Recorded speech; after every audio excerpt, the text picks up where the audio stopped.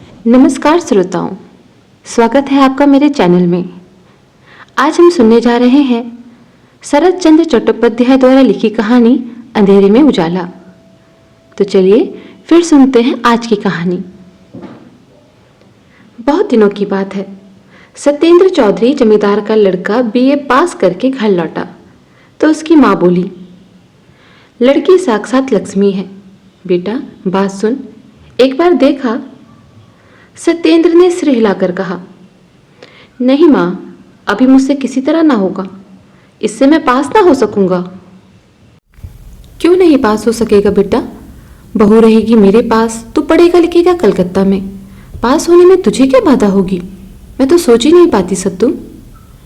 नहीं माँ, बहुत सुविधाजनक नहीं होगा, अभी मेरे पास समय नहीं है, इत्यादि कहता कहता सत्य बाहर जाने लगा। माँ बोली, जा मत, ठहर जा, कुछ और भी बात है। थोड़ी रुककर बोली, मैंने वचन दिया है बेटा, मेरा मान नहीं रखेगा। सत्य लौटकर खड़ा हो असंतुष्ट होकर बोला, बिना पूछे वचन क्यों दे दिया? लड़के की बात सुनकर माँ के हृदय को दुख हुआ। बोली, वह मुझसे अपराध हो गया, परंतु तुझे तो माँ की बात रखनी ही होगी। इसके अतिरिक्त विधवा की लड़की बड़ी दुखी है। बात सुन सत्य, राजी हो जा। अच्छा, फिर बताऊंगा, कहकर वह बाहर चला गया। माँ बहुत देर तक चुपचाप खड़ी सोचती रही। यह उनकी एक मात्र संतान है। 7-8 वर्ष हुए जब पति का स्वर्गवास हो गया।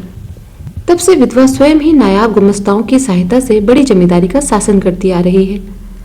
लड़का कलकत्ता रहकर कॉलेज में पढ़ता है। जमींदारी गृहस्थी का कोई समाचार भी उसे नहीं रोक पाता।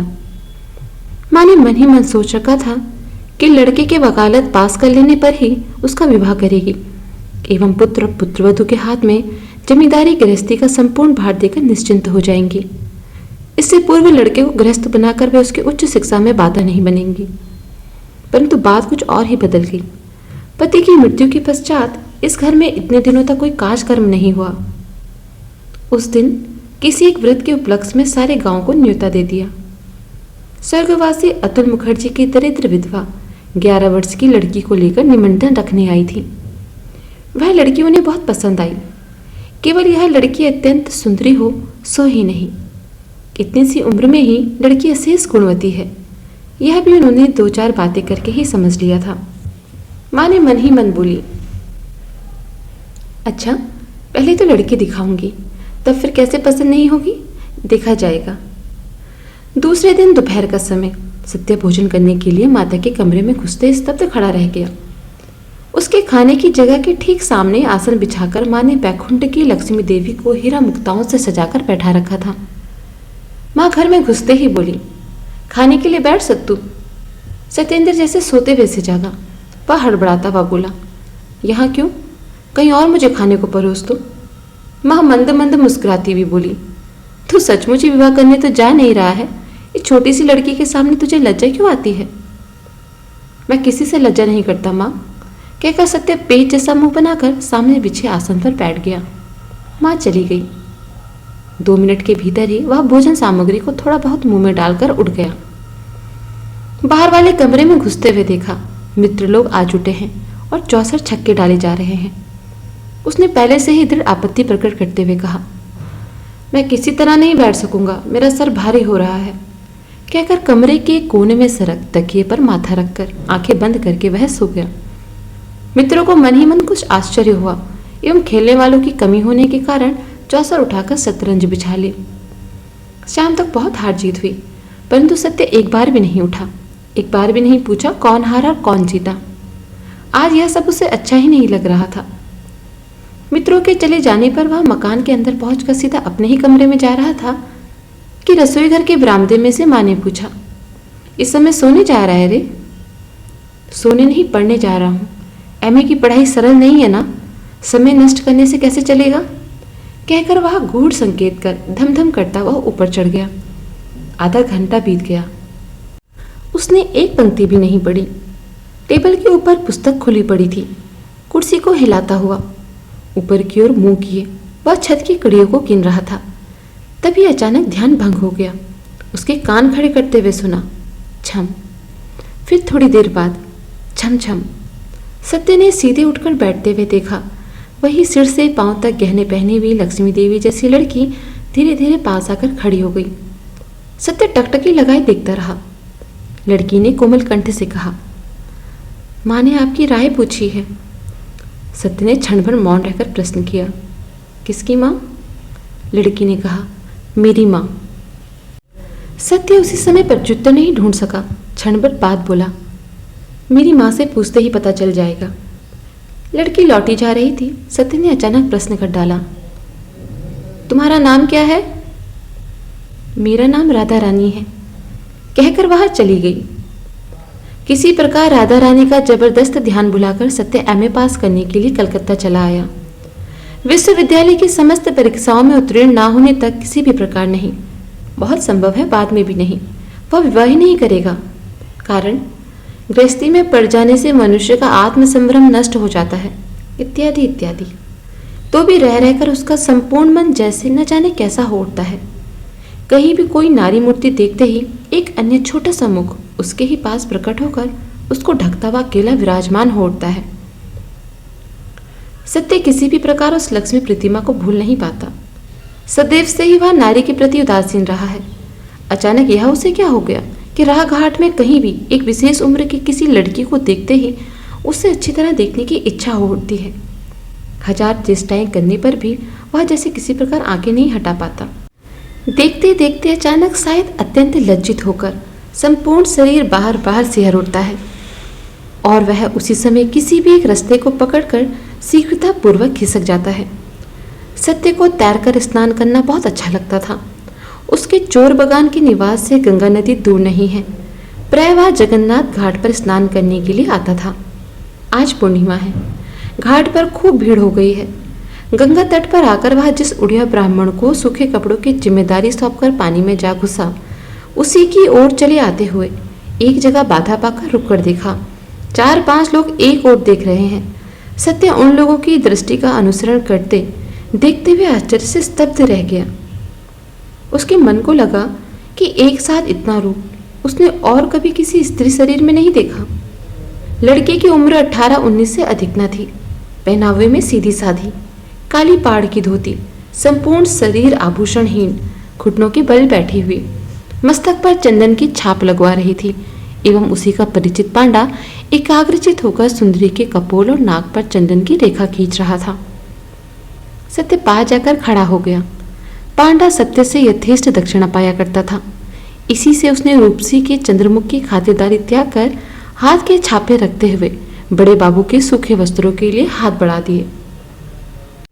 दोनों की आंखें चार हुई। सत्य झटपट कपड़ों को पांडे के हाथ में देकर शीघ्रतापूर्वक सीढ़ियां पार करके पानी में घुस गया। मगर आज उससे लहरें नहीं काटी जा सकी। किसी प्रकार स्नान पूरा करके जब वह वस्त्र बदलने के लिए ऊपर आया, तब तक वह असामान्य रूप से चली गई थी। उस दिन उसका मन दिन भर गंगा गंगा करने लगा एवं दूसरे दिन अच्छी तरह सवेरा होने से पहले ही माँ गंगा ने उसे इतनी जोर से खींचा कि वह विलंब न करके खूंटी से एक वस्त्र खींचकर गंगा यात्रा के लिए चल दिया। घाट पर आकर देखा, अपरिचित रूप से अभी अभी स्नान करके ऊपर आई है और पहले दिन की भांति आज भी ललाट को चित्रित करा रही है। आज भी चारों आंखें मिली। आज भी उसके सर्वांग में बिजली सी दौड़ गई और वह किसी प्रकार कपड़े छोड़कर शीघ्रतापूर्वक चल दिया। रमणी प्रतिदिन अंधेरे ही गंगा स्नान करने आती है। सत्य यह जान गया था। इतने दिन तक जो दोनों का साक्षात्कार नहीं हुआ, उसका एकमात्र कारण है, पहले सत्य स्वयं ही बहुत देर से स्नान करने आता था। जाह्नवी तट पर ऊपर ही ऊपर आज 7 दिनों से दोनों की आंखें मिल रही थी, परंतु मुंह से बात नहीं निकलती। शायद उसकी आवश्यकता भी नहीं थी। कारण जिस जगह आंखों की बात होती है, उस जगह मुंह की बात को चुप ही रह जाना पड़ता है। अपरिचित रूप से जो भी हो, उसने आंखों से बात करते हुए शिक्षा दी है एवं उस विद्या के पारदर्शी सत्य के अंतर्यामी हृदय ने उसे अनुभव कर लिया है। उस दिन स्नान करके वह कुछ अन्य मनस की भांति लौट रहा था। अचानक उसके कानों में पड़ा, एक बात सुनिए। सत्य ने मुंह उठाकर देखा। रेलवे लाइन के उस पार वही रमणी खड़ी हुई है। उसके बाईं बगल में जल से भरा छोटा सा पीतल का कलश है और दाहिने हाथ में गीला कपड़ा है। उसने सिर झुकाकर इशारे से बुलाया। सत्य इधर उधर देखकर पास जाकर खड़ा हो गया। उसने उत्सुक नेत्रों से देखते हुए कोमल कंठ से कहा, मेरी नौकरानी आज नहीं आई है, दया करके मुझे कुछ आगे तक पहुंचा दे तो बहुत अच्छा हो। अन्य दिन वह दासी को साथ लेकर आती थी, आज अकेली है।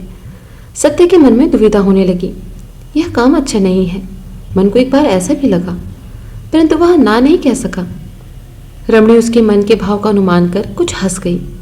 इस हंसी को जो हंसना जानता है उसके लिए संसार में कुछ भी अभिप्राय नहीं है। सत्य ने तुरंत ही चलिए कहकर उसका अनुसरण किया। 2-4 कदम आगे बढ़कर रमणी ने फिर बात की, दासी बीमार है, वह आ नहीं सकती, परंतु मैं भी गंगा स्नान किए बिना नहीं रह सकती। यही बुरी आदत है, आपको भी देखती हूँ। सत्य ने धीरे से उत्तर दिया, जी हाँ, मैं भी प्रायः गंगा स्नान करने आता हूँ। आप कहाँ रहते हैं? चोर बगान में मेरा घर है।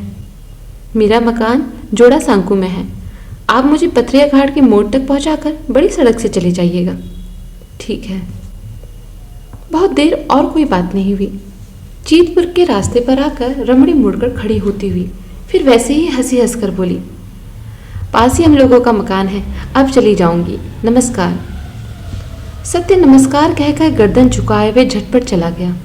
उस दिन भी उसकी छाती के भीतर न जाने क्या होता रहा, वह लिखकर बताना असाध्य है। जवानी में कामदेव के पुष्पबाण का घात जिन्हें सहना पड़ा है, केवल उन्हीं का अनुमान हो सकेगा। केवल वे ही समझ सकेंगे कि उस दिन क्या हुआ। सब लोग न समझेंगे। किस उन्माद के नशे में डूबकर जल, स्नान, आकाश, वायु सब रंगीन दिखाई देने लगे। समस्त चैतन्य जगत किस तरह चेतना खो बैठा है। एक मुकड़ा प्राणहीन चुंबक शलाका की भांति केवल इसी एक ओर झुकने के लिए प्रति क्षण उन्मुख बना रहा। दूसरे दिन सवेरे सत्य ने जाकर उठते हुए देखा धूप निकल आई है। एक पीड़ा की लहर उसके कंठ तक को आलोकित करती हुई जम गई। उसने निश्चित रूप से समझा, आज का दिन तो एकदम व्यर्थ हो गया है।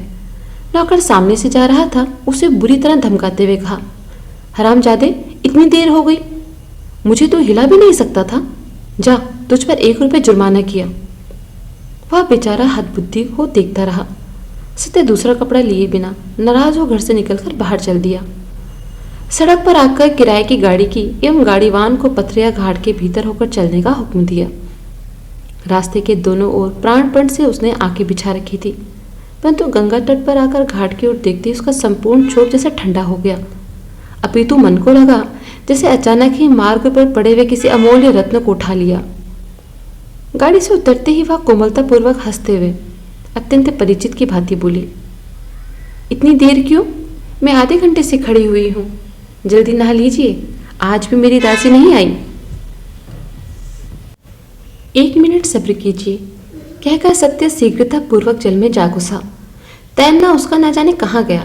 वह किसी भी प्रकार शरीर को 2-3 डुबकी देकर लौट आया और बोला, मेरी गाड़ी कहाँ गई? रमणी ने कहा, मैंने उसे भाड़ा देकर विदा कर दिया। आपने भाड़ा दिया? दे ही दिया, चलिए, कहकर फिर एक भुवन मोहिनी हंसी हंसकर वह आगे बढ़ चली। सत्य एकदम प्रेमासक्त हो गया कि चाहे यह निरीता ही हो, चाहे अनभिज्ञता ही हो, एक बार में ही संदेह हो जाता है यह सब क्या है। रास्ते में चलते चलते रमणी ने कहा, कहाँ घर बताया था आपने अपना? चोर बगान में? सत्य ने कहा, हाँ। वहाँ क्या केवल चोर ही रहते हैं? सत्य ने चकित होकर कहा, क्यों?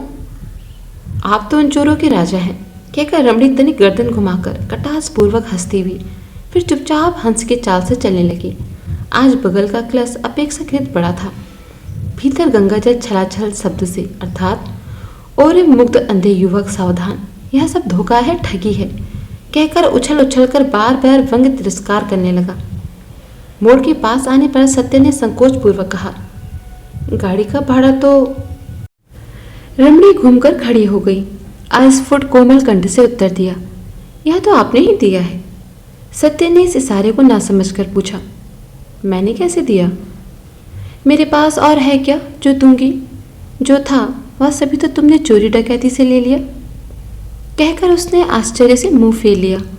शायद अपनी उच्छ्वासित हंसी के वेग को जबरदस्ती रोकने लगी। इस अभिनय को सत्य देख नहीं पाया। इसी से इस चेहरे के प्रच्छन्न इंगित तीव्र तड़ित रेखा की भांति उसके संदेह के जाल को भीतर तक विदीर्ण करते हुए छाती के अंतःस्थल तक प्रकाशित कर डाला। उसे क्षण भर को इच्छा हुई कि वह उन दोनों महावर लगे पांवों में लौट जाए, परंतु पलक झपकते ही गंभीर लज्जा से उसका माथा इस तरह झुक गया कि वह एक बार प्रियतमा के मुंह की ओर आंख उठाकर नहीं देख सका। चुपचाप नीचा मुंह किए धीरे धीरे चला गया। उसी फुटपाथ पर उसके आदेशानुसार दासी उसकी प्रतीक्षा कर रही थी। पास आकर बोली, अच्छा दीदी मणि, बाबू को इस तरह क्यों नचाती फिरती हो? कहती हूँ कुछ है भी या नहीं, 2 पैसा खींच सकोगी ना? रमणी हंसकर बोली, सो नहीं जानती, परंतु बेवकूफ लोगों की नाक में रस्सी डालकर घुमाने में मुझे अच्छा लगता है। दासी भी कुछ देर तक हंसकर बोली, यह तुम ही कर सकती हो, परंतु कुछ भी कहो दीदी मणि, देखने में जैसे राजकुमार है, जैसी आंखें और मुंह है वैसा ही रंग भी है। तुम दोनों सच मानो खड़े होकर बातें कर रहे थे तो लगता था जैसे गुलाब के 2 फूल खिले हों। रमणी मुंह बिचकाकर हंसती हुई बोली, अच्छा चल, पसंद आ गया हो तो, और ना हो तो तू ही ले लेना। दासी भी हारने वालों में से नहीं थी। उसने जवाब दिया, नहीं दीदी मणि, वह वस्तु प्राण रहते अन्य किसी को न दे सकोगी, यह कह देती हूँ। ज्ञानियों ने कहा है, असंभव घटना आंखों देखी होने पर भी नहीं कहनी चाहिए, कारण अज्ञानी लोग उस पर विश्वास नहीं करेंगे। इसी अपराध से श्रीमंत बेचारा किसी शमशान में जा चुका है। खैर जो भी हो, यह एकदम सच्ची बात है कि सत्य जैसे आदमी ने उस दिन घर लौटकर टेनिसन की कविताएं पढ़ी एवं डॉन जॉन की कविताओं का बंगला भाषा में अनुवाद करने बैठ गया। वह इतना बड़ा हो चुका था, परंतु इस बार भी इस संशय का कण भर भी उसके मन में नहीं उठा कि दिन के समय में शहरी राह घाट में ऐसे अद्भुत प्रेम की बाढ़ संभव हो भी सकती है या नहीं, अथवा उस बाढ़ का प्रवाह यदि सर्वांग को डुबोता हुआ उठा तो वह निरापद भी रह सकेगा या नहीं। 2 दिन बाद स्नान करके घर लौटते हुए मार्ग में अपरिचिता ने अचानक कहा, कल रात थिएटर देखने गई थी, सल्ला का कष्ट देखते ही छाती फटने लगती है ना? सत्य ने सल्ला का नाटक नहीं देखा था, स्वर्णलता नामक पुस्तक अवश्य पढ़ी थी। धीरे से बोला, हाँ, बहुत बार दुख पाकर ही उसकी मृत्यु हुई। रमणी दीर्घ निश्वास छोड़ती हुई बोली, उफ, कितना भयानक कष्ट। अच्छा, सल्ला ने अपने पति को इतना प्यार क्यों किया और उसकी जेठानी क्यों ना कर सकी, कह सकते हैं? सत्य ने संक्षेप में उत्तर दिया, यह स्वभावजन्य है। रमणी बोली, ठीक यही बात है। विवाह तो सभी का होता है, परंतु सभी स्त्री पुरुष के परस्पर समान रूप से प्रेम कर पाते हैं? नहीं कर पाते। कितने लोग हैं जो जीवन पर्यंत यह नहीं जान पाते कि प्रेम क्या वस्तु है, जानने की क्षमता ही उनमें नहीं होती। देखिए, कितने ही लोग गाने बजाने को 1000 अच्छा होते हुए भी मन लगाकर नहीं सुन पाते, और कितने ही लोग किसी तरह नाराज नहीं हो पाते, नाराज हो ही नहीं सकते। लोग उनके बहुत गुण गाते हैं, परंतु मेरी तो निंदा करने की इच्छा होती है।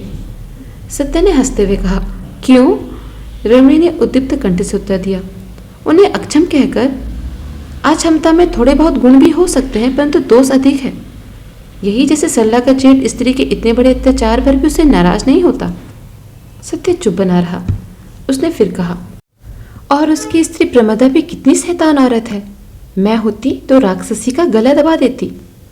सत्य ने हंसते हुए कहा, होती किस तरह? प्रमदा नामक सचमुच कोई स्त्री तो थी ही नहीं, केवल कवि की कल्पना है।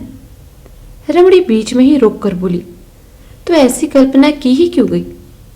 अच्छा, सब लोग कहते हैं कि सभी मनुष्य के भीतर भगवान है, आत्मा है, किंतु प्रमदा के चरित्र को देखकर नहीं लगता कि उसके भीतर भी भगवान थे।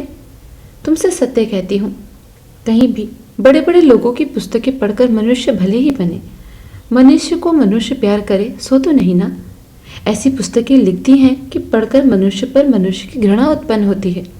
विश्वास नहीं होता कि सचमुच ही सब मनुष्यों के हृदय में भगवान का निवास होता है।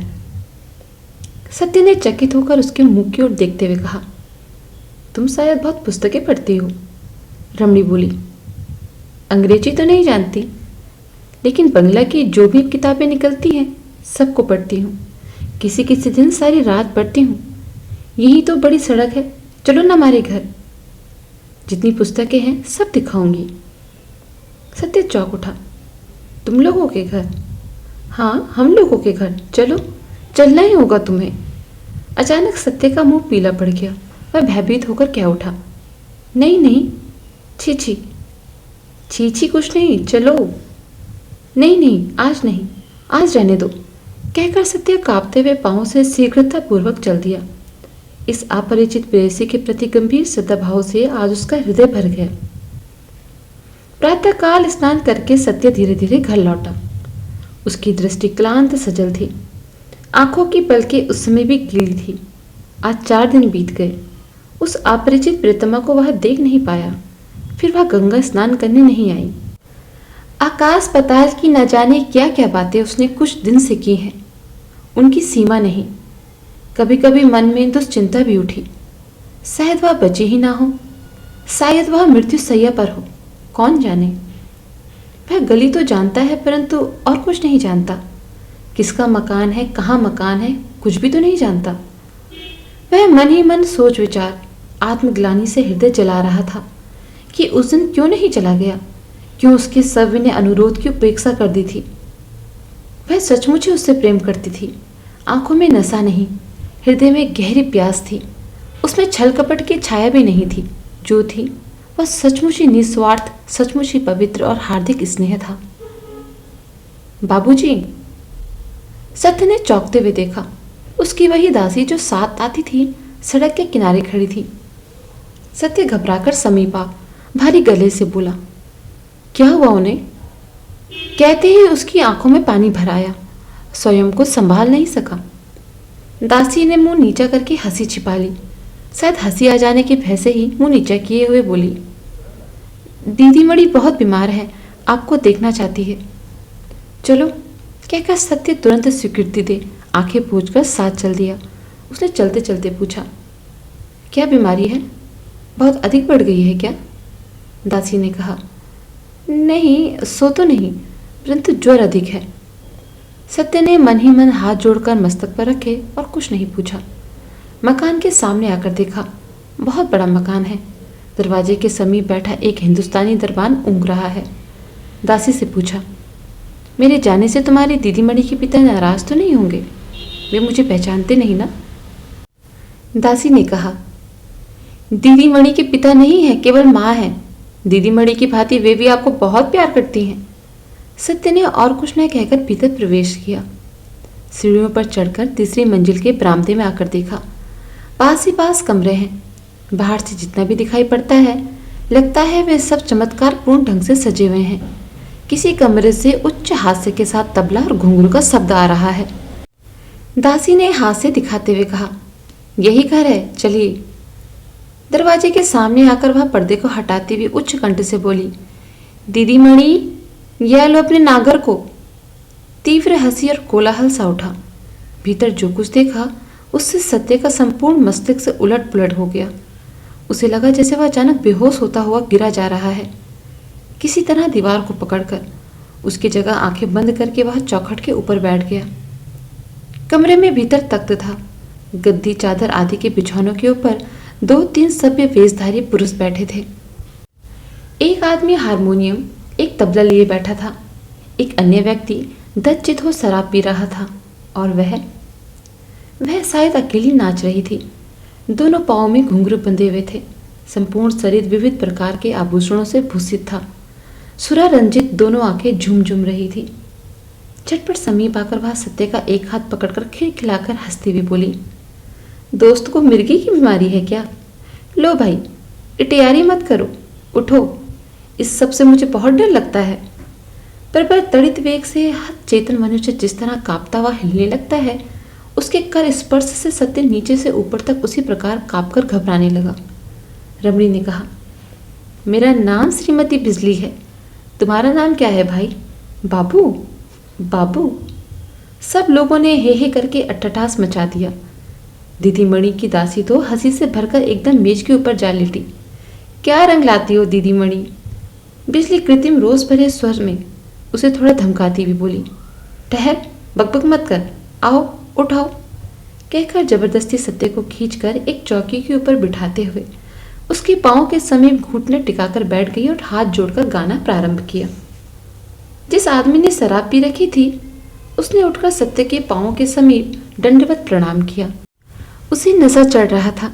रोता हुआ बोला, पंडित जी महाराज, मैं बड़ा पातकी हूँ, थोड़ी पदरस दें। भाग्य की विडंबना से आज स्नान के उपरांत सत्य कुछ धूल भरे कपड़े पहने हुआ था। जो व्यक्ति हारमोनियम बजा रहा था वह थोड़ा बहुत होश में था। उसने सहानुभूति के स्वर में कहा, क्यों बेचारे का झूठ मूठ तमाशा बना रहे हो सबके सब?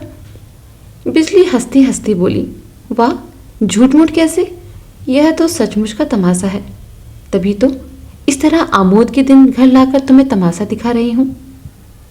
अच्छा सिर्फ रे बाबू, सच तो बता भाई, तू मुझे क्या समझता था? प्रतिदिन गंगा स्नान को जाती हूँ, कर्म से ब्राह्मण भी नहीं हूँ, मुसलमान क्रिश्चियन भी नहीं हूँ। हिंदू घर की इतनी बड़ी लड़की सदवा हो सकती है अथवा विधवा? किस मतलब से प्रीति करने चला था? बोल तो। ब्याह करने के लिए या बुलावा देकर उड़ा ले जाने को? एक भारी हंसी मच गई। तदुपरांत सब लोग मिलकर कितनी ही बातें करने लगे। सत्य ने एक बार भी मुंह नहीं उठाया, किसी भी बात का जवाब नहीं दिया। वह मन में क्या सोच रहा था, उसे किस तरह कहा जाए और कहने पर भी समझेगा कौन? खैर रहने दो। बिजली अचानक चकित होकर खड़ी हुई और बोली, वाह, मैं भी खूब हूँ। लो श्यामा, जल्दी आ, बाबू के लिए खाना ले आ, स्नान करके आए हैं। वाह, मैं केवल तमाशा ही कर रही हूँ। कहते कहते उसका थोड़ी देर पहले का व्यंग विद्रूप से जलता कंठस्वर आकृत्रिम स्नेह के अनुपात से सचमुच ही ठंडा हो गया। थोड़ी देर बाद दासी ने एक थाल में खाने की वस्तुएं लाकर हाजिर कर दी।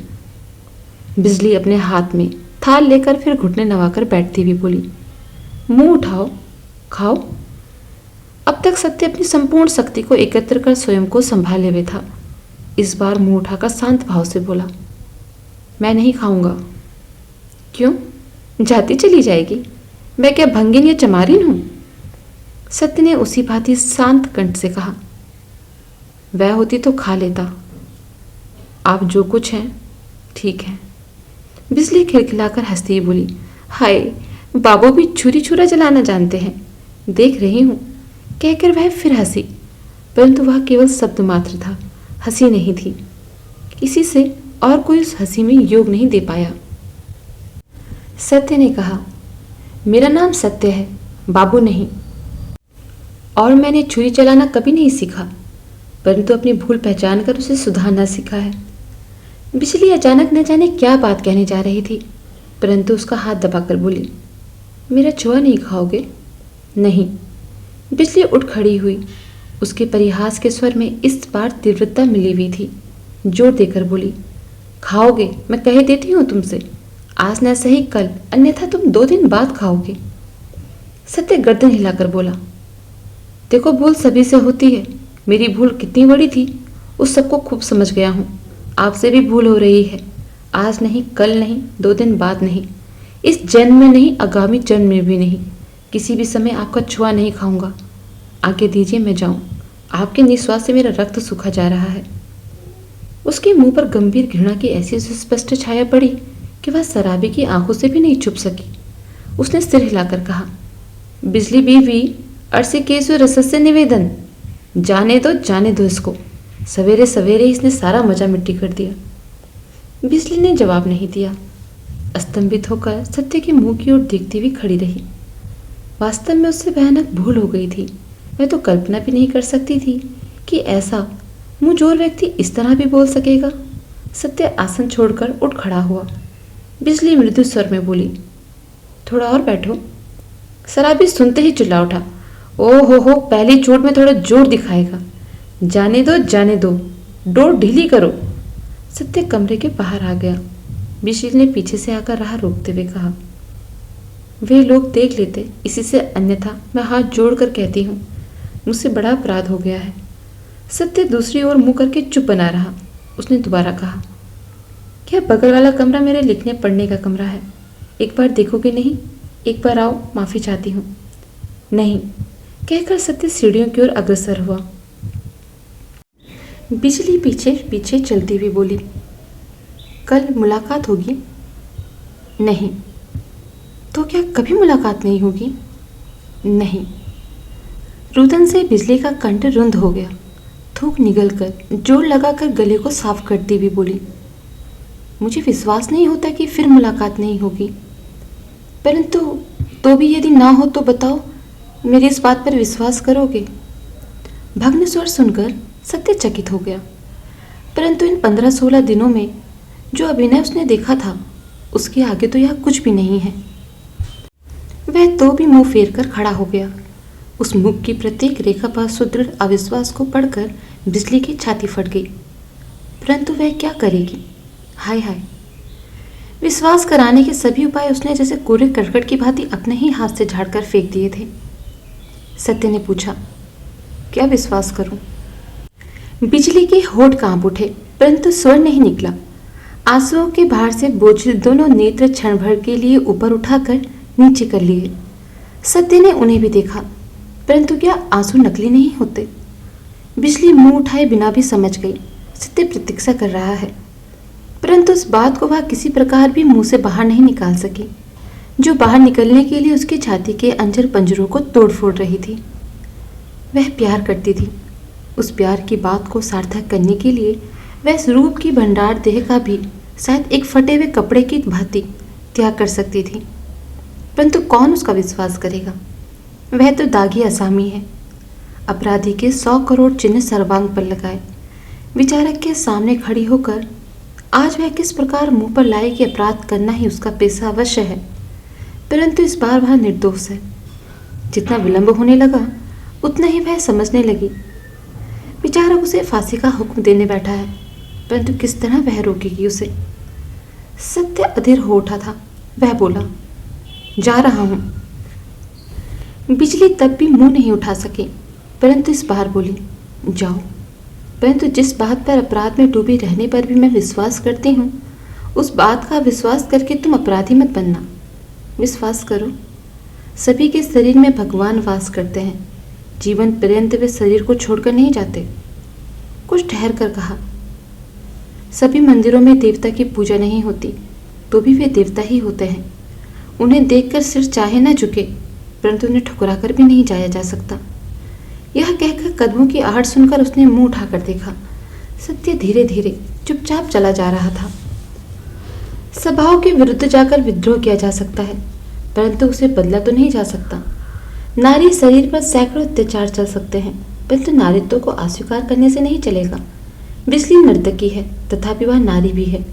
जीवन भर हजारों अपराधों की अपराधनी रही भी, तो भी उसकी यह देह नारी देह ही तो है।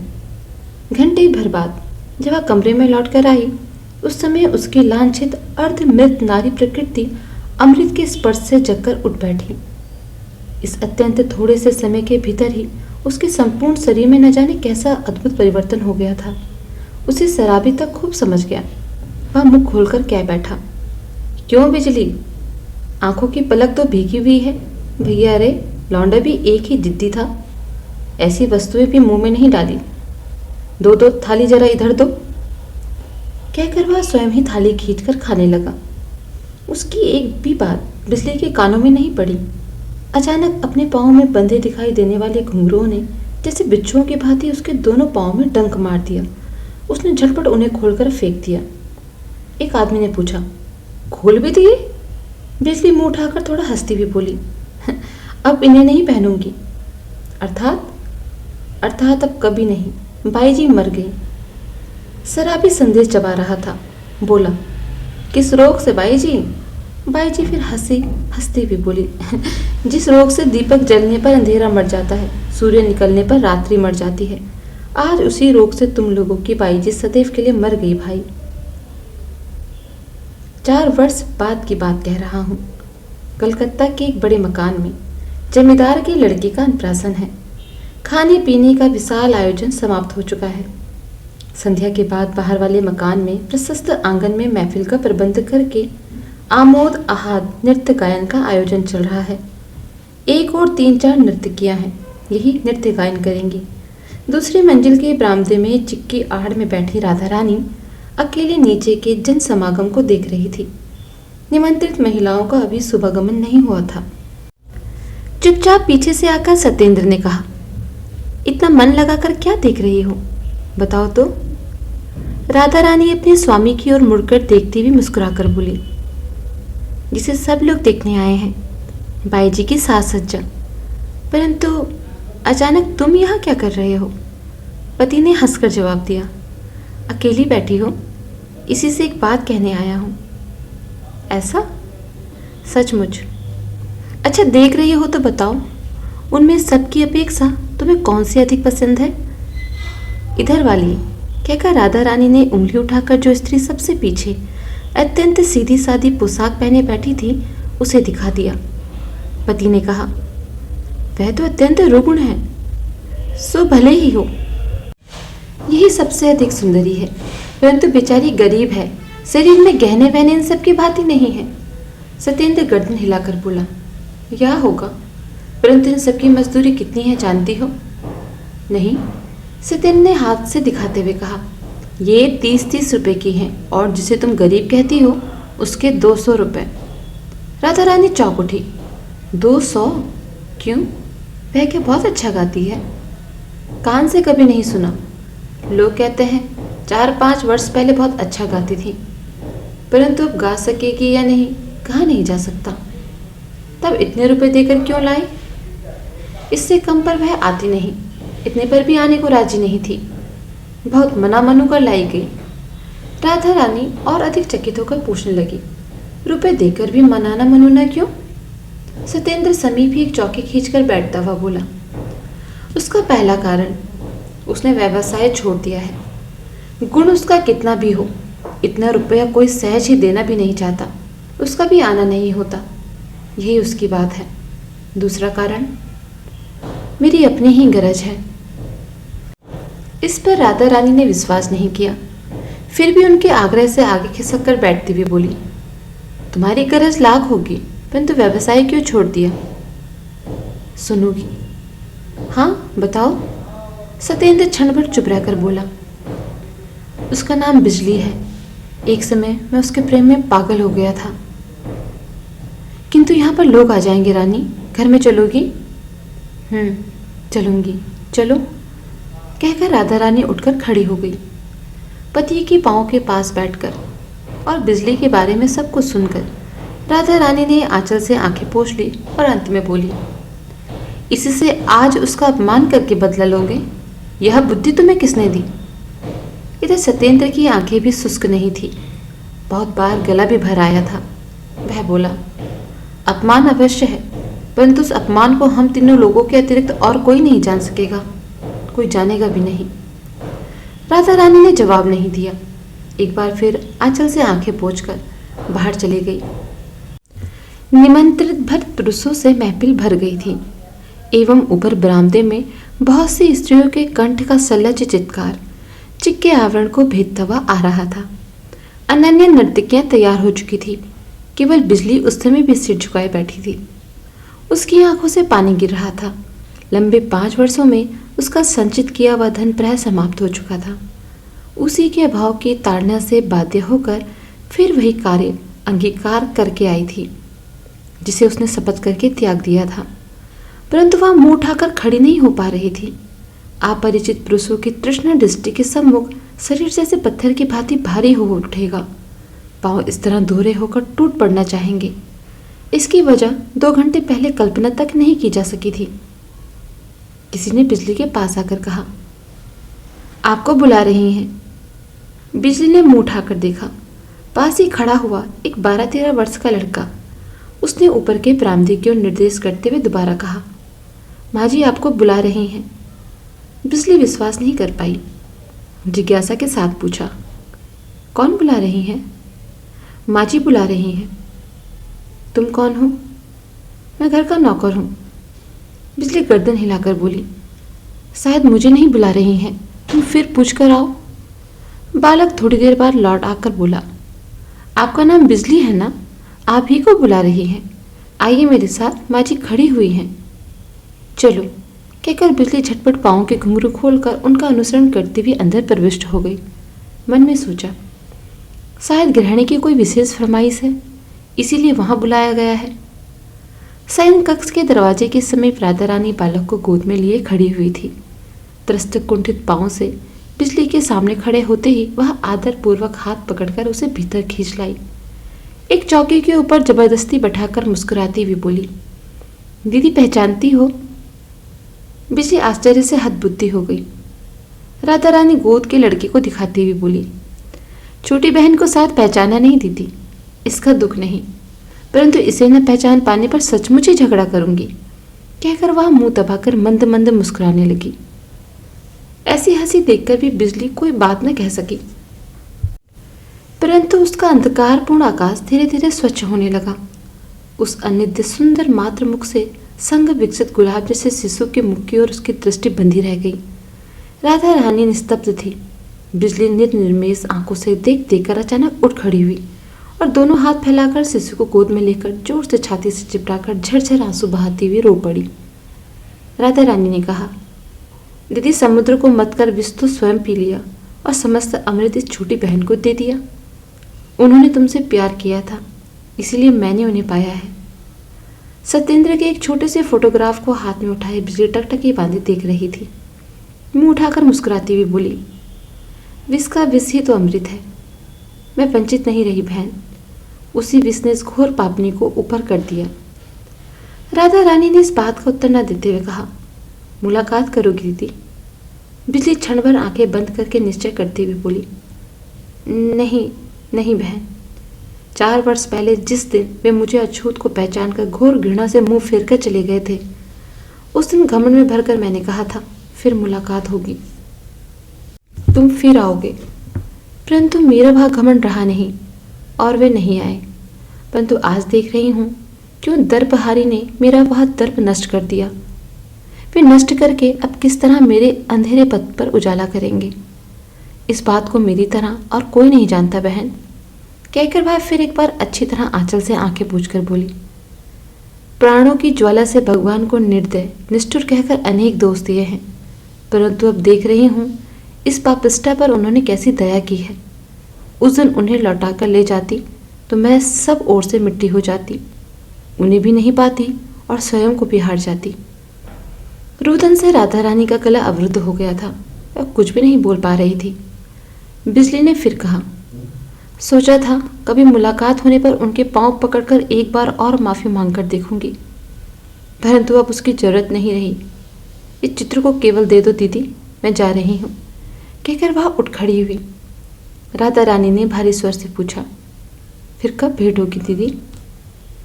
भेंट अब नहीं होगी बहन, मेरा एक छोटा सा मकान है, उसे बेचकर जितना जल्दी हो सकेगा चली जाऊंगी।